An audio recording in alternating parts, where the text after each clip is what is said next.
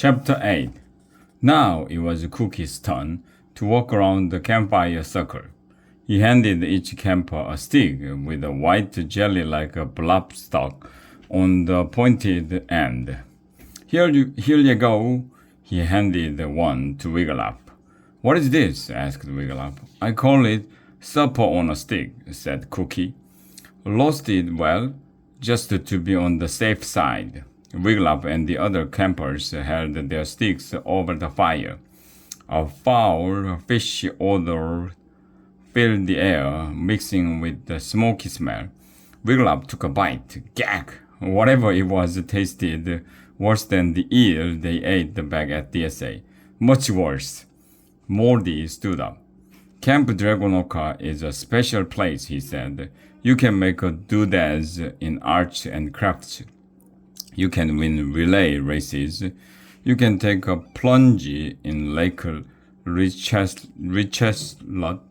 You can make new friends, or maybe you won't.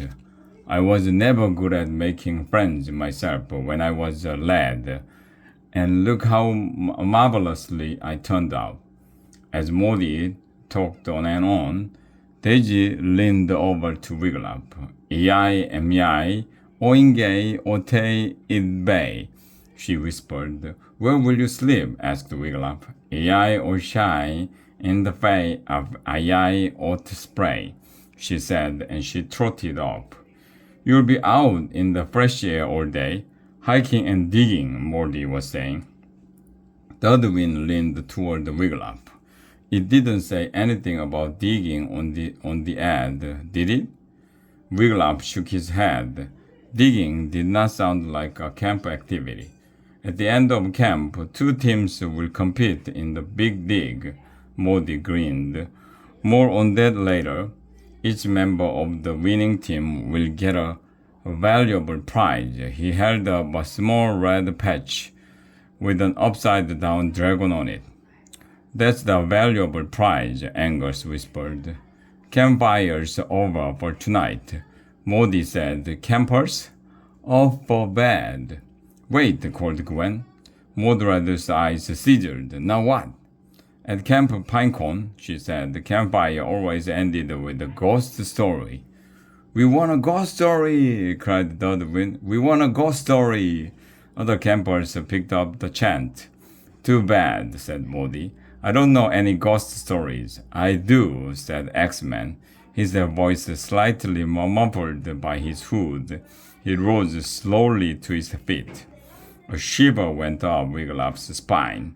Some of you may be wondering why I wear this black hood over my head, X-Man said. I wonder myself at times. Gets bloody hot under here in the summer. X-Man paused. Wigglytuff wondered if under his hood he was smiling.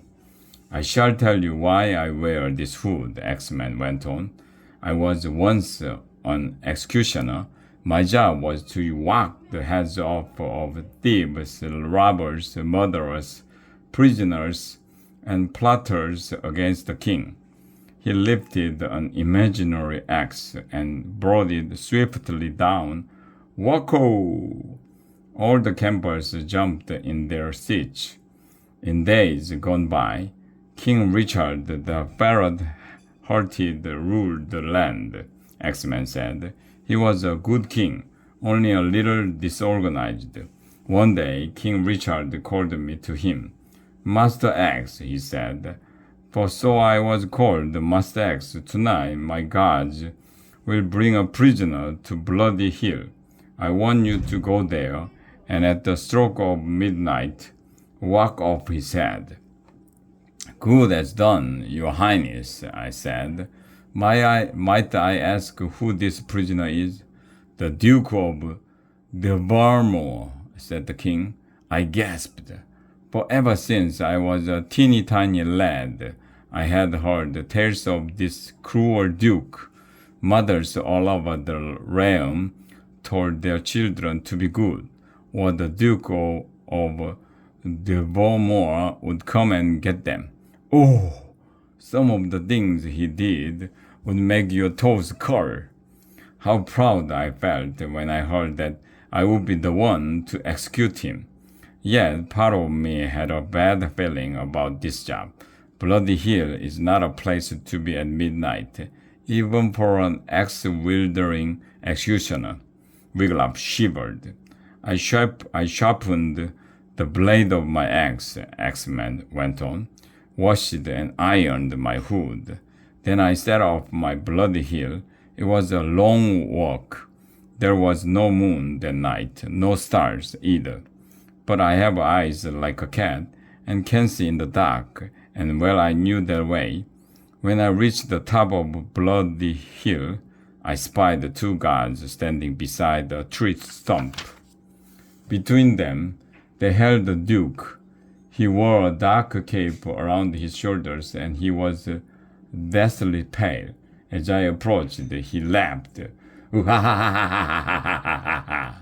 Wiglaf and the other campers jumped. My victims generally do not laugh when they see me coming, Axeman said, but the Duke could not stop laughing. I didn't like his laughter. Axeman went on. I wanted whack off his head and be done with it. So I told the guards to fold back the collar of the Duke's cape so I could see his neck, and to place the Duke's neck on the tree stump. They did as I asked, but even when he was face down, with his lily white neck on the stump, the Duke laughed. Keeping my eyes on his neck, I raised my axe and brought it down. Whack! What did I hear? Was it the sound of a head hitting the ground? Not this time. No, what I heard was Wah! Some of the campers squealed. Wiglaf and his friends huddled closer together. At the sound of the Duke's laughter, the guards ran screaming into the night, said Axeman. I looked down at my axe blade. It was sunk deep in the tree stump. On one side of my axe blade, I saw the Duke's body.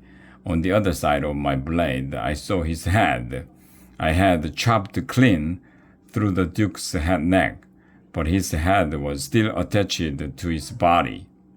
The Duke sprang up before my eyes. His flesh melted away until all that was left were his bones. He opened his jaw bone and laughed. Then he shouted, "The Duke of Livermore has been dead for 50 years.